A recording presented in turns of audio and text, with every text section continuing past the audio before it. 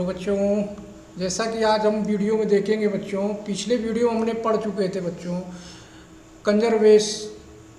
Conservative force और non conservative force, इन दोनों के बारे में हमने बच्चों पढ़ा था। आज हम बच्चों देखेंगे law of conservation of mechanical energy and sum potential energy kinetic energy called the total mechanical energy. इसके बारे में आज हम बच्चों देखेंगे। जैसा कि इसमें लिखा है बच्चों, देखिए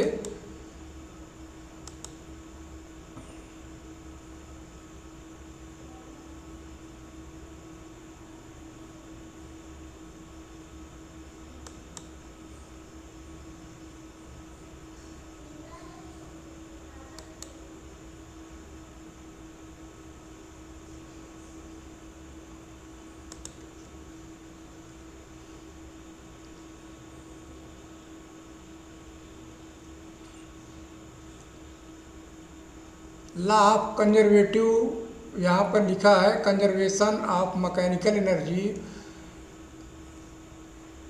यानी इसके बारे में बच्चों हमको देखना है कि ये जो लॉ ऑफ जो कंजर्वेशन है इसको हाईलाइट कर देते हैं बच्चों।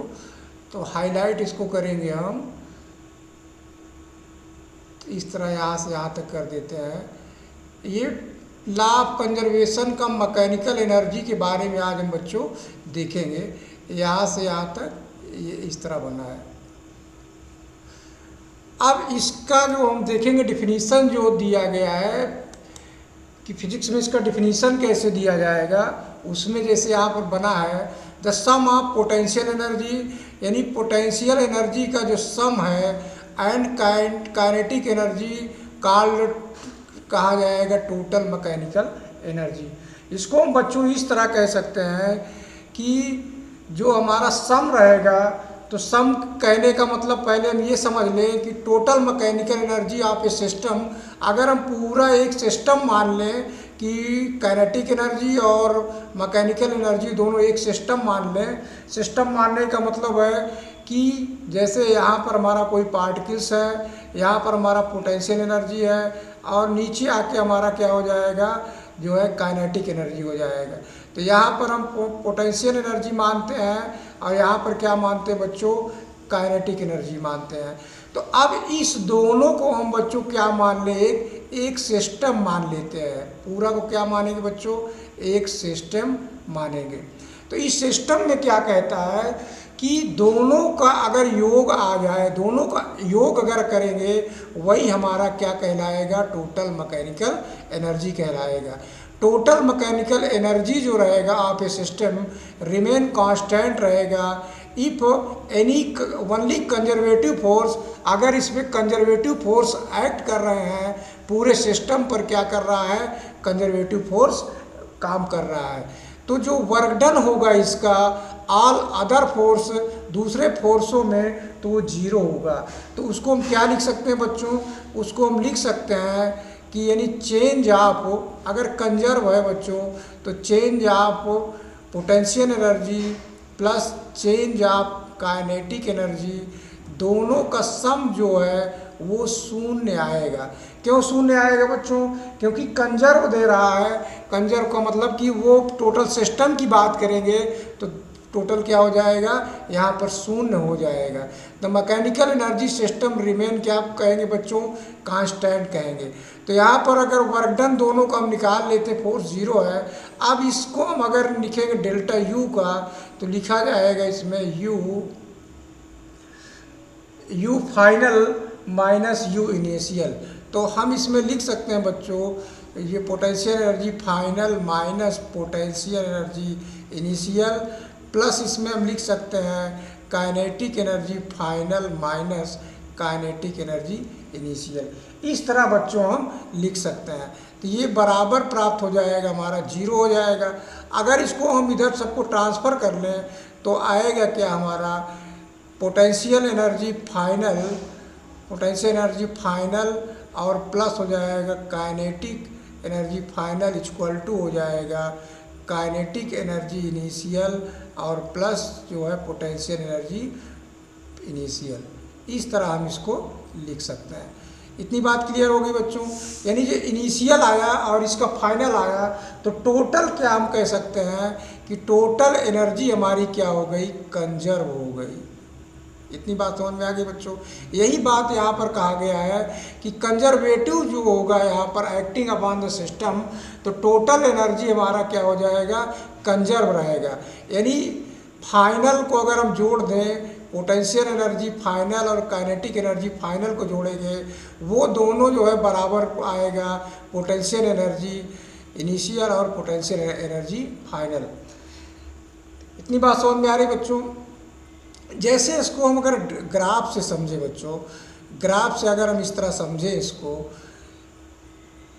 ये मान लेते हैं हमारा जो है ग्राफ है, ग्राफ से हम समझते हैं बच्चों। देखिए अगर एच हाइट पर है तो एच हाइट पर हमारा क्या होगा बच्चों, पोटेंशियल एनर्जी सबसे ज़्यादा होगा। यहाँ पर इस तरह बना देते हैं, तो यहाँ पर क्या रहेगा, पोटेंशियल एनर्जी जैसे जैसे हाइट आएगा वैसे वैसे पोटेंशियल एनर्जी क्या होगा, कम होता चला जाएगा।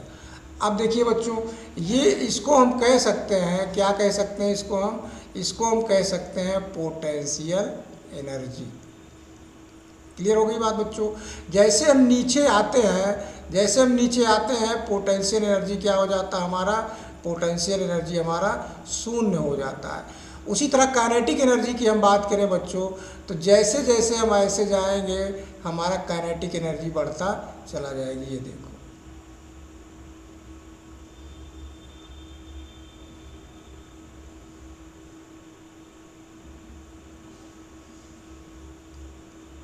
इस तरह, इसको हम कह सकते हैं काइनेटिक एनर्जी। और यहाँ पर काइनेटिक एनर्जी क्या होगा, यहाँ पर काइनेटिक एनर्जी क्या हो जाएगा, काइनेटिक एनर्जी शून्य हो जाएगा। अब देखिए यहाँ पर काइनेटिक एनर्जी शून्य है, यहाँ पर पोटेंशियल एनर्जी शून्य है। तो कहने का मतलब क्या हो रहा है बच्चों कि हम अगर इसको तुलना करें कि प्रारंभ में हम देखते हैं कि प्रारंभ में हम जैसे फाइनल की बात करेंगे तो फाइनल हमारा यहाँ पर आता है। अगर इस पॉइंट पे देखेंगे तो यहाँ पर मैक्सिमम है, और यहाँ पर इसका मतलब जैसे जैसे होगा पोटेंशियल एनर्जी काइनेटिक एनर्जी में ट्रांसफ़र होता चला जाएगा, बदलता चला जाएगा। यानी टोटल जो हमारा रहेगा एनर्जी वो क्या रहेगी, कंजर्व रहेगी। इस तरह हम इसको समझ सकते हैं बच्चों। आशा करते बच्चों ये कॉन्सेप्ट क्लियर हुआ होगा कि काइनेटिक एनर्जी और पोटेंशियल एनर्जी का कैसा बिहेव होता है। अब इसमें बच्चों हम देखते हैं कि सम एग्जाम्पल्स लेकर समझते हैं कि कंजर्वेशन ऑफ मैकेनिकल एनर्जी जैसे यहाँ पर बना है बच्चों।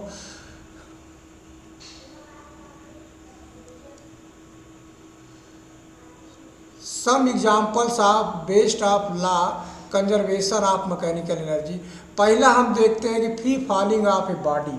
फ्री फॉलिंग ऑफ बॉडी में हम देखते हैं कि यम मास का कोई पार्टिकल्स है और एच ऊंचाई से गिर रहा है। कितनी ऊंचाई से, एच हाइट से गिर रहा है बच्चों, नीचे गिर रहा है। यहाँ पर हम यहाँ से यहाँ तक की हाइट हम मानते हैं बच्चों, इसकी हाइट मान लेते हैं h1, और यहाँ से यहाँ तक की हाइट मान लेते हैं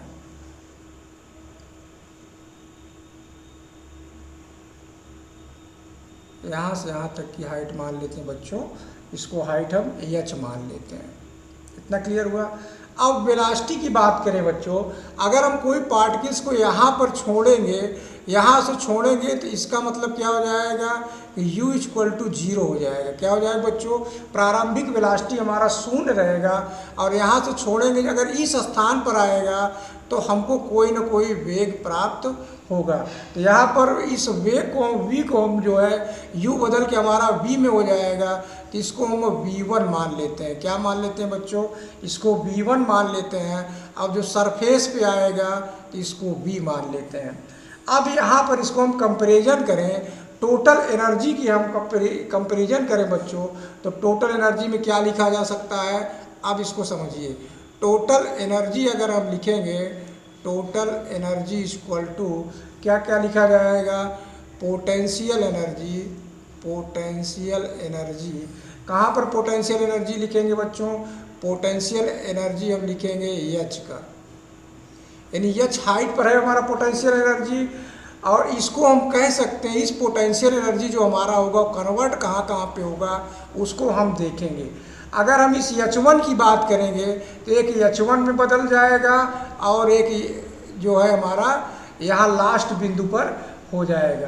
तो दो दो स्थान पर जो है ये प्राप्त हो जाएगा। तो यहाँ पर हम क्या लिख सकते हैं कि पोटेंशियल एनर्जी जो हमारा आएगा बच्चों, उसको हम लिख सकते हैं काइनेटिक एनर्जी जो है, काइनेटिक एनर्जी किस पॉइंट का लिखेंगे बच्चों? काइनेटिक एनर्जी लिखेंगे H1 का, और प्लस लिखेंगे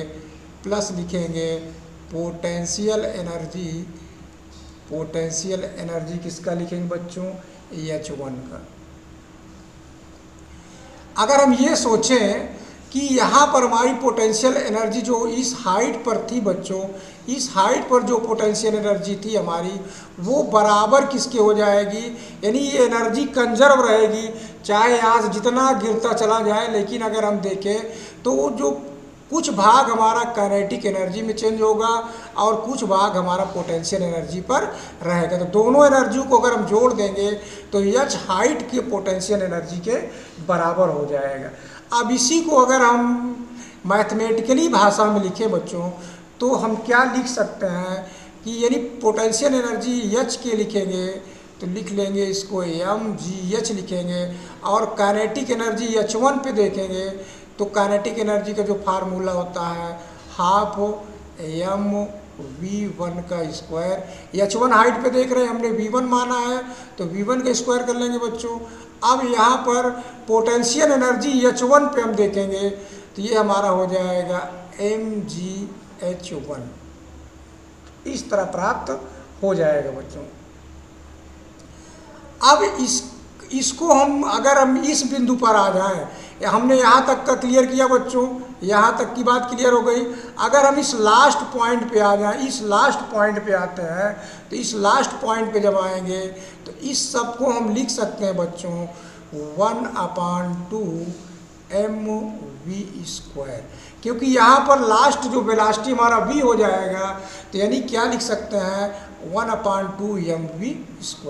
तो कॉन्सेप्ट एकदम क्लियर रखना बच्चों कि इस तरह हम इसको लिख सकते हैं कि h ऊंचाई पर जितनी पोटेंशियल एनर्जी रहेगी वो किस में कन्वर्ट हो जाएगा, जो है काइनेटिक एनर्जी में कन्वर्ट हो जाएगा। अगर किसी h ऊंचाई पर हम निकालते हैं बच्चों तो कुछ भाग जो है काइनेटिक एनर्जी में होगा और कुछ भाग जो है पोटेंशियल एनर्जी में, दोनों को जोड़ेंगे तब हमारा टोटल एनर्जी के बराबर आएगा। कॉन्सेप्ट क्लियर हुआ बच्चों? हम ये कहना चाहते हैं कि ये जो है यानी एनर्जी यहाँ से यहाँ तक का पूरा क्या है, कंजर्व है, इसमें कोई परिवर्तन नहीं होगा। अब इसमें आते हैं बच्चों, देखते हैं अगर बॉडी को प्रोजेक्शन करें वर्टिकल में, जब प्रोजेक्शन करेंगे वर्टिकल में तब क्या क्या परिवर्तन होगा उसको हम देखते हैं। पहले फिगर बना लेते हैं क्लियर। इसको इस बार हम मानते हैं यहाँ से यहाँ तक की हाइट, फिर उसी तरह मानते हैं बच्चों यहाँ से यहाँ तक की हाइट हमारी क्या है, एच मान लेते हैं। यहाँ से यहाँ तक की हाइट को हम क्या मानते हैं, एच मान लेते हैं। और ये इस स्थान से और इस स्थान की हाइट को हम क्या मान लेते हैं बच्चों, H1 मान लेते हैं। अब इसमें वेलोसिटी देखिए बच्चों, फिर से उसी तरह समझिए। ये वेलोसिटी हमारी यहाँ से हमने इसको प्रोजेक्ट किया, v वेलोसिटी है, यहाँ पर आकर v1 हो गया और यहाँ पर क्या हो जाएगा बच्चों, v2 वेलोसिटी होगा। तो यहाँ पर पहुँचने पर क्या होगा, वेलोसिटी 0 हो जाएगा। क्लियर हो गई बात बच्चों? तो अगर हम प्रोजेक्शन ऊपर करेंगे, ऊपर की ओर अगर हम इस तरह जा रहे हैं ऊपर की ओर, तब क्या होगा, यहाँ से हमने v वेग से जब फेंका तो यहाँ v1 होगा और यहाँ पर v2 हो जाएगा, यानी 0 हो जाएगा। 0 होने का मतलब इतनी ऊंचाई आने पर पार्टिकल्स रुक जाएगा। तो इसमें हम देखेंगे अगर बॉडी प्रोजेक्शन वर्टिकली अपवर्ड करते हैं तब कैसा व्यवहार करेगा उसके बारे में समझते हैं। अब फिर वही फार्मूला बच्चों लिखेंगे, क्या लिखेंगे, टोटल एनर्जी। टोटल एनर्जी लिखेंगे। टोटल एनर्जी जो हमारा है काइनेटिक, यहाँ पर हम देखेंगे इसका, यहाँ पर अब यहाँ पर देखेंगे, यानी ये जो सरफेस की बात हो रही है इस पॉइंट पर, यहाँ पर हम लिखेंगे तो लिखेंगे यहाँ पर हाफ mv²। इतनी बात क्लियर हो गई। इसके बराबर हम क्या लिख सकते हैं, वही लिखने की बात आपको सीखना है बच्चों। यहाँ पर हम लिख सकते हैं हाफ mv1 का स्क्वायर, यानी यह ऊंचाई पर आ गए तो v1 का स्क्वायर भी हो जाएगा और प्लस लिखा जाएगा mgh1 हो जाएगा, mgh1 हो जाएगा। इस तरह लिख सकते हैं। अब जब पूरा यहाँ तक ऊंचाई में पहुँच गए हैं तब इसको हम बच्चों क्या लिख सकते हैं, इज इक्वल टू लिख सकते हैं mgh, यानी कुल हाइट पर जब पहुँच गए हैं तो उसको हम क्या लिख सकते हैं, mgh लिख सकते हैं। तो बात बच्चों समझ में आ रही है कि यहाँ पर जो टोटल हमारी एनर्जी रहेगी वो काइनेटिक एनर्जी में रहेगी, और जो यह ऊंचाई में आ जाएंगे तो कुछ भाग काइनेटिक एनर्जी में हो जाएगा और कुछ भाग जो है पोटेंशियल एनर्जी में हो जाएगा। इतना भाग काइनेटिक एनर्जी और प्लस इतना भाग हमारा पोटेंशियल एनर्जी में हो जाएगा।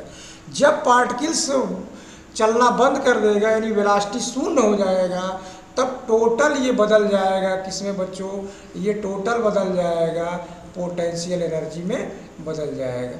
इस तरह हम इसको लिख सकते हैं। बात समझ में आ रही बच्चों कि यानी जैसे जैसे पार्टिकल्स मूव करेगा वैसे वैसे जो है एनर्जी को एक रूप से दूसरे रूप में परिवर्तन होता चला जाएगा। अब इस पेंडुलम की बात करते हैं बच्चों। अब ये चित्र से तो स्पष्ट नहीं हो रहा है, लेकिन हम थोड़ा सा बनाते हैं चित्र को, तब थोड़ा सा आपको समझ में आने लगेगा। अब हम मान लेते हैं कि ये पॉइंट हमारा O है। इस पॉइंट को हम क्या मानते हैं बच्चों, O मान लेते हैं। पहले सबको प्रकट कर लेते हैं। O मान लेते हैं, इस पॉइंट को हम A मान लेते हैं, इस पॉइंट को हम बच्चों B मान लेते हैं और इस पॉइंट को हम C मान लेते हैं। ऑसिलेशन जब करेगा बच्चों तो कहने का मतलब है कि यहाँ से पार्टिकल्स ऐसे चलता चला जाएगा। ये क्लियर हो रही बात बच्चों। अब हाइट की बात करते हैं। हाइट हम देखते हैं, ये यहाँ से यहाँ तक की हाइट हम क्या मानते हैं, h मान लेते हैं। h ना मान के इसकी लंबाई है, अगर इस पेंडुलम को हम l मानते हैं तो ये भी हमारा l के बराबर हो जाएगा। क्लियर हो गई बात बच्चों। अब देखते हैं, अब यहाँ से यहाँ तक का जो एंगल हमने माना है बच्चों, ये वाला एंगल हम मानते हैं बच्चों θ1 मानते हैं और इसको बच्चों मानते हैं θ2। क्या मानते हैं बच्चों, θ2। दो एंगल पे हम लेकर चल रहे हैं।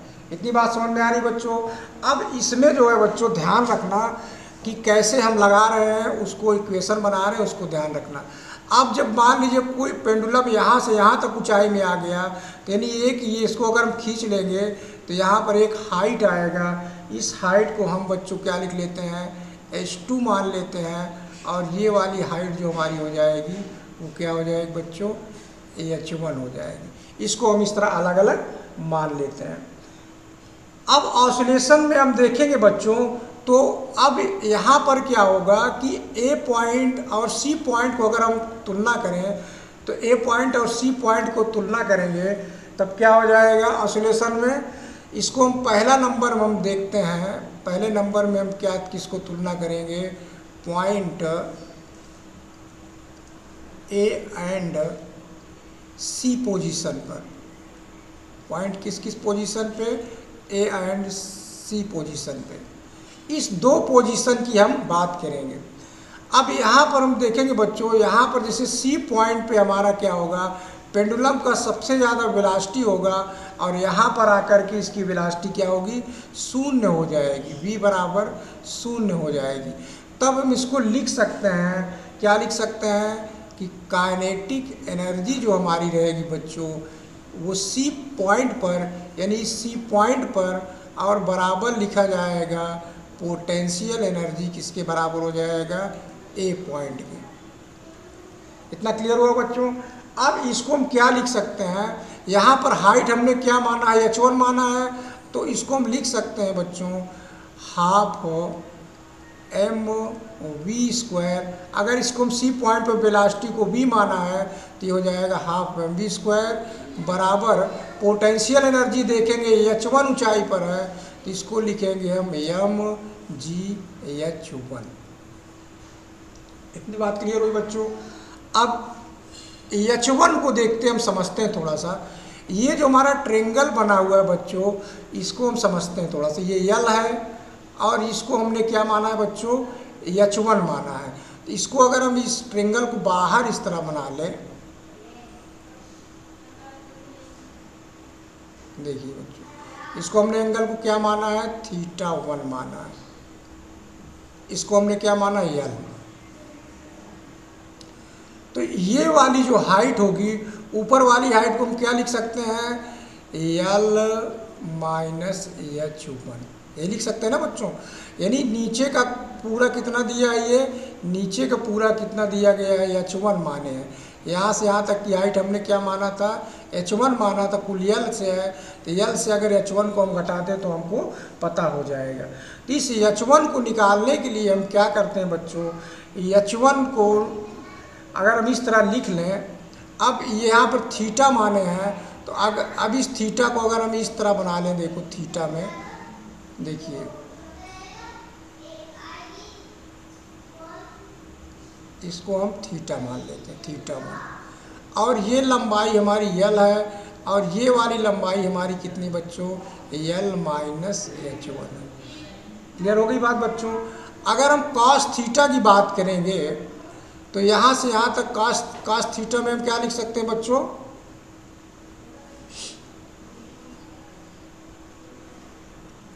यानी H1 जो हमारा प्राप्त होगा, इसका कैलकुलेशन करेंगे तो कैलकुलेशन करने पे आएगा H1 बराबर लिखा जाएगा यल कोष्टक में 1 माइनस लिखा जाएगा cos θ1। ये हमारी हाइट आ जाएगी बच्चों। अब इसको प्रूव करने के लिए ट्रिग्नोमेट्री का प्रयोग करके इसमें से निकाल लेना। तो H1 का मान यहाँ पर हम अगर रख देते हैं बच्चों, तो H1 बराबर हो जाएगा mg, यल लिखा जाएगा 1 माइनस cos θ1। ये प्राप्त हो जाएगा। ये H1 का मान हम कहाँ से निकालेंगे बच्चों, ट्रिग्नोमेट्री से हम निकाल सकते हैं। इतनी बात समझ में आ रही बच्चों। अब इसको इरेज कर देते हैं।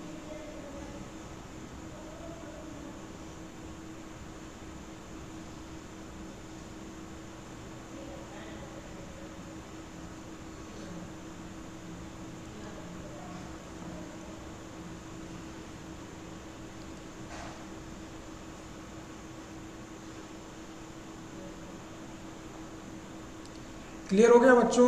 अब हम इसको लिख सकते हैं, यम से यम हमारा कट जाएगा, आया क्या, यानी बी स्क्वायर बराबर आ जाएगा 2gl और कोष्टक में लिखेंगे 1 माइनस cos θ1। क्लियर हुई बात बच्चों। अब इसको अगर v का मान हम निकालेंगे, तो जब v का मान निकालेंगे तो बच्चों हो जाएगा अंडर रूट, लिखा जाएगा 2gl कोष्टक में 1 माइनस cos θ1। क्लियर हो गया बच्चों। यानी इस एंगल तक पहुंचने के लिए, θ1 पहुंचने के लिए हमको इतनी वेलोसिटी प्राप्त हो गया। इस वेलोसिटी पर अगर हम फेंकेंगे तो इतना एंगल परिवर्तन हो जाएगा, यानी पार्टिकल्स इतना दूर चला जाएगा। क्लियर हो रही बात बच्चों। अब इसी तरह हम ये समझें बच्चों कि अगर यहाँ पर θ1 θ2 दोनों की हम बात करेंगे तो दूसरा पोजीशन हमारा क्या बनेगा बच्चों, यहाँ लिख देते हैं। दूसरे पोजीशन में क्या आएगा कि बी पॉइंट पे अगर हम देखेंगे तो बी पॉइंट पे हम क्या लिख सकते हैं, पोटेंशियल एनर्जी क्या लिखेंगे बच्चों, बी पॉइंट पर, और प्लस लिखा जाएगा काइनेटिक एनर्जी बी पॉइंट पर। ये बराबर हो जाएगा बच्चों टोटल पोटेंशियल एनर्जी। क्या लिखेंगे बच्चों, टोटल पोटेंशियल एनर्जी कहाँ का, ए के बराबर हो जाएगा। फिर से ध्यान से देखो बच्चों, हमने जो लिखा है यहाँ पर बी पोजीशन के लिए यानी यहाँ पर जो पॉइंट का निकलेगा, पोटेंशियल एनर्जी बी का और काइनेटिक एनर्जी बी का, इनका दोनों का योग करेंगे तो टोटल पोटेंशियल एनर्जी ए पॉइंट के बराबर हो जाएगा। इस तरह हम इसको लिख सकते हैं। अब इसको हम लिखेंगे, अगर मैथमेटिकली लिखेंगे तो पोटेंशियल एनर्जी को हम क्या अलग अलग में क्या लिख सकते हैं, बी पॉइंट पे तो पक्षांतर करना चाहें तो पोटेंशियल एनर्जी को हम या तो काइनेटिक एनर्जी इधर कर लेते हैं, तो हम लिख सकते हैं काइनेटिक एनर्जी बराबर लिख सकते हैं पोटेंशियल एनर्जी। पोटेंशियल एनर्जी कहाँ का, ए पॉइंट पर, और माइनस पोटेंशियल एनर्जी जो हमारा होगा बी पॉइंट पर। अब ए पॉइंट और बी पॉइंट का अलग अलग आएगा बच्चों, तो हम लिख सकते हैं, इसको लिख सकते हैं एम जी, इसको हमने एच ए पॉइंट पर क्या माना, H1 माना है, तो एम जी H1 हो जाएगा, और माइनस बी पॉइंट पे क्या हो जाएगा, एम जी H2 हो जाएगा। अगर इसमें एम जी हम कॉमन कर लें तो एम जी कॉमन कर लेंगे बच्चों तो H1 माइनस H2 प्राप्त हो जाएगा। यानी जो दोनों की हाइट का जो डिफरेंट है वो हमको काइनेटिक एनर्जी के बराबर आ जाएगी। इस अगर potential kinetic energy B point पे निकाल रहे हैं तब क्या हो रहा है कि इस स्थान का जो पोटेंशियल एनर्जी है, इस स्थान के पोटेंशियल एनर्जी को घटा दें तब हमारा वो प्राप्त हो जाएगा। तो इसको हम लिख सकते हैं उसी तरह जैसे हमने ऊपर बनाया था, इसको हम लिख सकते हैं एम जी एल लिखेंगे, और ये हो जाएगा cos थीटा 2 माइनस लिख सकते हैं cos थीटा 1। ये हमारा एक समीकरण बन जाएगा।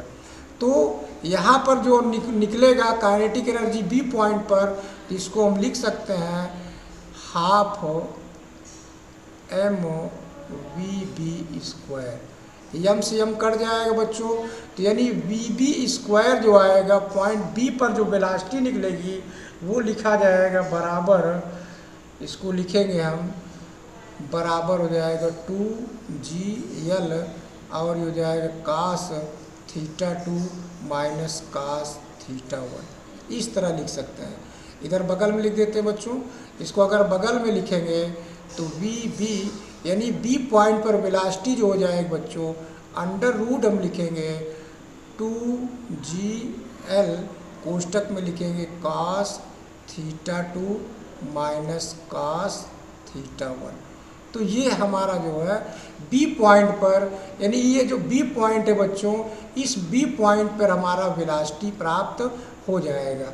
यानी इस स्थान पर अगर हमको वेलोसिटी पता करना हो, अगर एंगल दिया है बच्चों थीटा 1 थीटा 2 दिया है, तब यहाँ से हम बी पॉइंट पे वेलोसिटी उसको निकाल सकते हैं। इतनी बात समझ में आ गई बच्चों? आगे देखते हैं। अब तीसरे पोजीशन की हम बात करेंगे बच्चों। तीसरे पोजीशन में क्या है, जैसे ये कहें कि अगर इसका पेंडुलम जो है पूरा जो है इस तरह हो जाए, 90 डिग्री में हो जाए, पेंडुलम क्या हो जाए बच्चों, 90 डिग्री में हो जाए, तो उस कंडीशन में क्या होगा कि यहाँ से अगर पेंडुलम इस तरह जाता है, यहाँ पहुँचता है, तो अगर इसकी लंबाई हम पहले उसी तरह माने थे, यल लंबाई है, और ए पॉइंट है हमारा ये, और ये हमारा बी पॉइंट है। इन दोनों को हम देखेंगे तो इसको हम डायरेक्ट लिख सकते हैं, कुछ नहीं सोचना है, पोटेंशियल एनर्जी लिखेंगे ए पॉइंट बराबर लिखेंगे काइनेटिक एनर्जी किस पॉइंट पे, बी पॉइंट के बराबर होगा। टोटल एनर्जी बराबर रहेगा। अब इसमें कोई एंगल की बात नहीं होगी। अब पोटेंशियल एनर्जी ए पॉइंट के लिए हम क्या लिखेंगे बच्चों, इस लंबाई को अगर हम क्या मानते हैं, यल मानते हैं, क्योंकि यल ये भी है, यल ये भी है, तो इसको हम लिख सकते हैं MGL इक्वल टू लिखा जाएगा हाफ mv²। इसमें सिंपल लग रहा है बच्चों, m से m कट जाएगा हमारा, यानी आएगा v² बराबर 2GL हो जाएगा, यानी v बराबर आएगा अंडर रूट 2GL प्राप्त हो जाएगा। सरल है, कोई दिक्कत नहीं बच्चों। अगर इस तरह होती तो हमने तीसरे कॉन्सेप्ट की बात क्लियर किया कि अगर एंगल में ना होकर इस तरह सीधा हो जाएगा लंबाई में तो कोई दिक्कत नहीं होगी, हम आराम से निकाल लेंगे। क्लियर हो रही बात बच्चों? अब एक न्यूमेरिकल्स की बात करते हैं, इसकी बात करते हैं। देखो बच्चों, सवाल देखिए, पहले समझिए उसके बाद लगाइए।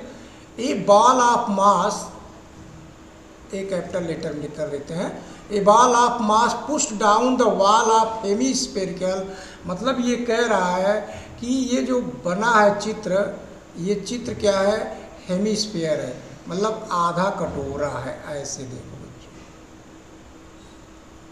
पूरा चित्र हम बना दे रहे हैं।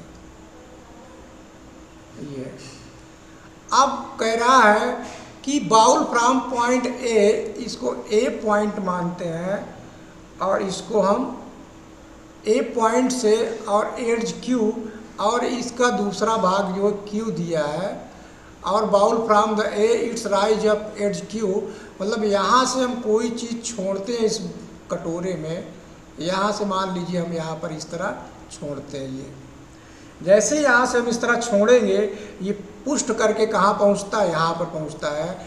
तो अगर इस बाउल के हम रेडियस की बात करें बच्चों, आर है, तो ये भी आर हो जाएगा। तो टोटल अगर हम रेडियस की बात करेंगे बच्चों, तो ये हमारा हो जाएगा 2r हो जाएगा। अब टोटल एनर्जी कंजर्व है, तब टोटल एनर्जी जब कंजर्व है तो हम क्या लिख सकते हैं कि यानी टोटल एनर्जी, यहाँ पर लिख देते हैं total energy at A point पे बराबर रहेगा टोटल एनर्जी एट, क्या लिख सकते हैं बच्चों, एट क्यू पॉइंट, यानी दोनों पर एनर्जी ए और क्यू पॉइंट पे समान रहेगा। तो ए पॉइंट की अगर हम बात करेंगे, ये जस्ट चलना शुरू करेगा तो इसको लिखा जा सकता है हाफ mv² प्लस mgh।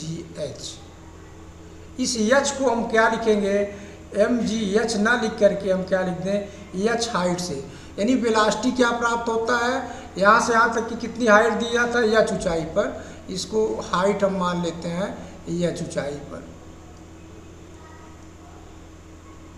यानी ये जो वेलोसिटी प्राप्त हो रहा है हमारा h ऊंचाई पे, क्या प्राप्त हो रहा है बच्चों, h ऊंचाई पर प्राप्त हो रहा है। इतनी बात समझ में आ रही बच्चों? अब h ऊंचाई पर वेलोसिटी हो गया तो mv², यानी ये पार्टिकल्स कह रहा है, फिर से देखते हैं, a bowl from point A just rise up the edge Q of bowl, यानी एक ball of mass is pushed down the wall hemisphere bowl from point A से, and just rise up the Q of, यानी Q तक पहुंचता है। Find the speed at which ball down, यानी speed हमको प्राप्त करना है कि जब वो नीचे आ रहा है, यानी जब वो नीचे आ रहा है उस समय की हमको स्पीड पता करना है। तो हम ये मानते हैं कि h ऊंचाई यहाँ पर है जब नीचे आ रहा है, तो इसको हम लिख सकते हैं टोटल एनर्जी ए पॉइंट पे अगर वो वेलोसिटी भी मिल गया है, तब दोनों काइनेटिक एनर्जी पोटेंशियल एनर्जी जुड़ेगा, तब लिखेंगे mv² प्लस लिखेंगे mgh लिखेंगे इक्वल टू। अब इसमें टोटल एनर्जी आप क्यू पॉइंट पे हम देखेंगे बच्चों, तो यहाँ पर टोटल एनर्जी अगर क्यू पॉइंट पर देखेंगे तो यहाँ पर v बराबर यहाँ पर 0 हो जाएगा। जब यहाँ पर 0 होगा तो काइनेटिक एनर्जी शून्य हो जाएगी और पोटेंशियल एनर्जी हमारा हो जाएगा mg। अब इसमें हम क्या लिख सकते हैं बच्चों, r लिखेंगे। क्यों r लिखेंगे, क्योंकि यहाँ से कुछ दूरी आने के बाद ये h हाइट मिला था, लेकिन ये जब शून्य होगा तो ये जो हमारी रेडियस है ये इसके बराबर ये हाइट पहुँच जाएगा, यानी r के बराबर ये हाइट पर पहुँचेगा तभी वेलोसिटी शून्य होगी। तो इस बात को ज़रूर हम ध्यान रखेंगे कि जब भी सवाल लगाएंगे ध्यान देंगे कि इधर हमने क्या किया था कि पार्टिकल्स यहाँ पर वेग प्राप्त नहीं करेगा, कुछ नीचे आने के बाद वेग प्राप्त करेगा, उसको हम h हाइट मान लेते हैं। तो एच हाइट में इसीलिए हमने यहाँ पर mgh रखा था। अब उधर पक्षांतर कर लेते हैं तो 1/2 mv² बराबर लिखा जाएगा mgr माइनस mgh। तो अब इसको हम लिख सकते हैं mg को कॉमन कर लेंगे r माइनस एच और m से m हमारा कट जाएगा, तो यानी क्या प्राप्त होगा v² बराबर लिख सकते हैं 2g कोष्टक में हो जाएगा r माइनस एच।